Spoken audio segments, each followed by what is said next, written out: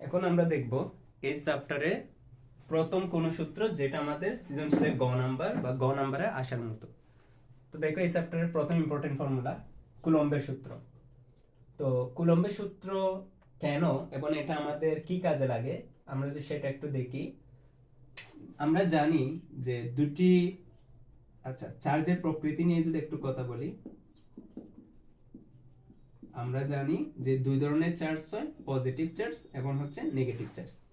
আর আমরা এটাও জানি যে পজিটিভ এবং পজিটিভ অথবা নেগেটিভ এবং নেগেটিভ এই চার্জগুলো যদি পরস্পরের কাছাকাছি আসে, মানে একই ধরনের চার্জ যদি পরস্পরের কাছাকাছি আসে, তারা পরস্পরকে অবশ্যই বিকর্ষণ করবে, বিকর্ষণ করে। আর যদি বিপরীতধর্মী চার্জ পরস্পরের কাছাকাছি আসে, তখন তারা একে অপরকে আকর্ষণ করবে। ঠিক আছে, তাহলে আমরা এখান থেকে একটা জিনিস বুঝতে পারতেছি যে বিপরীতধর্মী চার্জ সবসময় পরস্পরকে আকর্ষণ করে এবং এটা প্রকৃতির নিয়ম। সবসময় বিপরীতধর্মীগুলো পরস্পরকে আকর্ষণ করবে এবং সমধর্মী পরস্পরকে বিকর্ষণ করবে। যদি কখনো সমধর্মী চার্জের মধ্যে আকর্ষণ হয়, এটা যদি কখনো সম্ভব হয়, এটা যদি কখনো সম্ভব হয় যে পজিটিভ পজিটিভ বা নেগেটিভ নেগেটিভের মধ্যে আকর্ষণ, এটা মূলত একটা অবৈধ সম্পর্ক। ঠিক আছে, এটা কখনো বাস্তবে এক্সিস্ট করে না।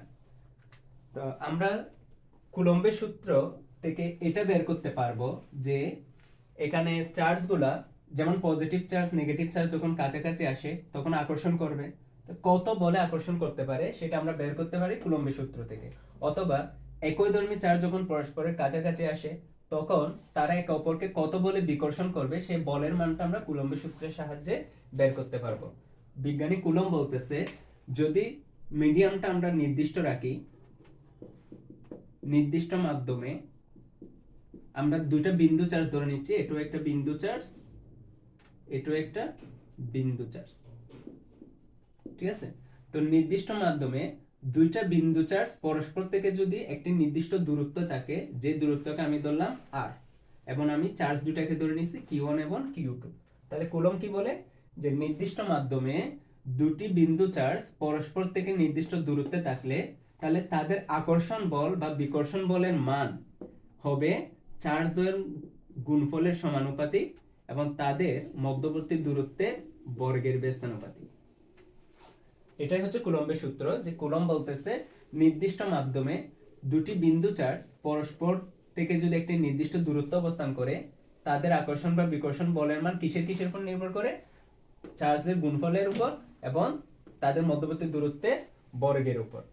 এই দুইটাকে যদি আমরা একসাথে লিখি, আমরা লিখতে পারবো এফ সামেশন সমানুপাতিক Q1 Q2 divided R square. যদি আমরা সমানুপাতিক চিহ্ন তুলে দিই, এখানে একটা ধ্রুবক আনতে হবে, যে ধ্রুবককে আমরা লিখি 1/4 pi epsilon Q1 Q2 divided R square. এটাই হচ্ছে কুলম্বের সূত্র, যেখানে এপসাইলন নট এটাকে বলা হয় শূন্য স্থানে ভেদন যোগ্যতা, যার মান 8.854 ইন্টু 10⁻⁻12, আর একক হবে coulomb square newton metre square. এই মানটা খুবই ইম্পর্টেন্ট, এটা এমসিকিউতে আসে, আর এমসিকিউতে সবচেয়ে বেশি কনফিউশনে ফেলবে এককটা। এককটা ভালো করে খেয়াল করো, coulomb square per newton per metre square, যেটাকে আমরা এভাবে লিখতে পারি। ঠিক আছে, এখানে এই যে জিরো দিয়ে বোঝাচ্ছে এটা মূলত শূন্য স্থানের জন্য। আগেই বলছিলাম কুলম্বের সূত্র কিন্তু নির্দিষ্ট মাধ্যমের জন্য প্রযোজ্য, মানে নির্দিষ্ট মাধ্যম বলতে মাধ্যম যদি চেঞ্জ হয়ে যায় তাহলে এই ফর্মুলার মধ্যেও পরিবর্তন আসবে, অর্থাৎ কুলম্বের বলের মানের মধ্যে পরিবর্তন আসবে। যেমন কুলম এই ফর্মুলাটা যখন ডিরাইভ করছিল তখন সে কিন্তু এটা শূন্য মাধ্যমের জন্য করছে, মানে এয়ার মিডিয়ামে। যদি আমরা এখানে মাধ্যম হিসেবে কাঠ ইউজ করি বা মাধ্যম হিসেবে যদি পানি ইউজ করি, মিকা ইউজ করি, তখন কিন্তু আমাদের এই ফর্মুলার মধ্যে একটা পরিবর্তন আসে। সেই পরিবর্তনটা আমরা একটু লিখি, যে পরিবর্তনটা হচ্ছে k is equal to epsilon not divided epsilon, যেখান থেকে আমরা লিখতে পারবো epsilon not is equal to K E. এই কে কে বলা হয় পরাবৈদ্যুতিক ধ্রুবক। পরাবৈদ্যুতিক ধ্রুবক। তাহলে অন্য কোনো সরি, এটা হবে এপসাইলন বাই এপসাইলন নট, যেখান থেকে এপসাইলন ইকুয়াল টু লেখা যাবে কে এপসাইলন। তো আমাদের অন্য কোনো মাধ্যমের জন্য যদি হয় তাহলে এই ফর্মুলার ফিগারটা দেখতে হবে এরকম 4 পাই epsilon not K q1 q2 divided r square. তাহলে এই ফর্মুলা হচ্ছে শূন্য মিডিয়ামের জন্য, আর এই ফর্মুলা হচ্ছে যে কোনো মাধ্যমের জন্য। যে কোনো মাধ্যম বা অন্য কোনো মাধ্যম দেয়া থাকলে তখন আমাদের কে এর মান অর্থাৎ পরাবৈদ্যুতিক ধ্রুবকের মানটা দেয়া থাকবে। ঠিক আছে, এখন আমরা দেখব এই কুলম্বের সূত্র হতে যে আরটা পাই, এই যে আমরা যে কুলম্বের সূত্র পাইছি F equal to 1/4 pi epsilon nought q1 q2 by r square. এখানে এই আরটা কি?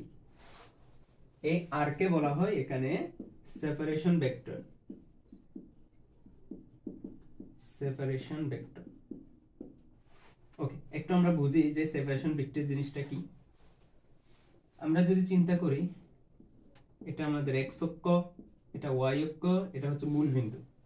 এখানে যে দুইটা চার্জ আছে, একটা q1 একটা q2, ধরে নিলাম এটা হচ্ছে q1, এই পয়েন্টে আছে q1, এই পয়েন্টে আছে q2। তাহলে মূল বিন্দু থেকে q1 এর যে দূরত্ব এটাকে বললাম আমি r1, মূল বিন্দু থেকে q2 এর যে দূরত্ব ওটাকে আমি বললাম r2। তাহলে এই যে r1 এবং r2 মূল বিন্দু থেকেই তো নিছি দূরত্বগুলা, তাহলে এগুলাকে বলা হবে অবস্থান ভেক্টর বা পজিশন ভেক্টর। কিন্তু দেখো এই q1 এবং q2 এর মধ্যে যে সেপারেশন, এই সেপারেশনটাকে আমি বলতেছি r। তাহলে এই r হচ্ছে সেপারেশন ভেক্টর। সেপারেশন ভেক্টর, এই r এর মান আমরা চাইলে ত্রিভুজ সূত্রের সাহায্যে বের করতে পারি। যে আমরা যদি লিখি তাহলে r ইকুয়াল টু হবে, আমরা ত্রিভুজ সূত্রে জানি যে ভেক্টরগুলো একই ক্রমে থাকে আমরা তাদেরকে যোগ করলে তাদের লব্ধিটা পেয়ে যাই। তাহলে r plus r2 equal to আমরা লিখতে পারবো r1, এখান থেকে r ইকুয়াল টু আসে r1 মাইনাস r2। ঠিক আছে, তো এখানে আমরা যেহেতু শুধু r লিখছি তার মানে r দিয়ে মান বোঝাচ্ছে, আমরা ভেক্টরটা লিখি না। এখানে কিন্তু আর ভেক্টর, এখানে আমরা শুধু মান নিছি, কারণ এটা হচ্ছে কুলম্বের সূত্রে যে কুলম্ব বলের মান। যদি এটাকে আমরা ভেক্টর ফরম্যাটে লিখতে চাই তাহলে আমাদের লিখতে হবে এইভাবে। আমরা কুলম্বের ভেক্টর ফর্মটা যদি লিখি F equal 1/4 pi epsilon nought q1 q2 r square. তোমরা একটু দেখো, বল কিন্তু একটা ভেক্টর রাশি, আর আমি যেহেতু f এর উপর এখানে ভেক্টর সাইন দিছি, তার মানে সমানের ওই পাশেও আমার কোন একটা রাশির উপরে ভেক্টর সিম্বলটা থাকতে হবে। এখন এদিকে আমরা ভেক্টরটা কার উপর দিব বলো তো? q তো স্কেলার, তাহলে q এর উপর তো দেওয়া যাবে না, তাহলে আমার ভেক্টর দিতে হবে r এর উপর, আর সেই ভেক্টর সাইনটা আমরা দিব এভাবে। তোমরা জানো এখানে ক্যাপ দিয়ে কি বোঝায়? একক ভেক্টর। তাহলে আমরা জানি একক ভেক্টর মানে আর ভেক্টরকে আমরা আর ভেক্টরের মান দিয়ে ভাগ করে দিব। তাহলে এটা লেখা যায় 1/4 pi epsilon nought q1 q2 divided r square, এবং r মিলে হবে r কিউব ইনটু r। এটা হচ্ছে কুলম্বের সূত্রের ভেক্টর রূপ। এটা তোমরা জেনে রাখবা, এটা অনেক সময় এমসিকিউ তে চলে আসে। যে কুলম্বের সূত্রের ভেক্টর রূপ হচ্ছে F equal to 1/4 pi epsilon nought q1 q2 r cube into r vector. ঠিক আছে।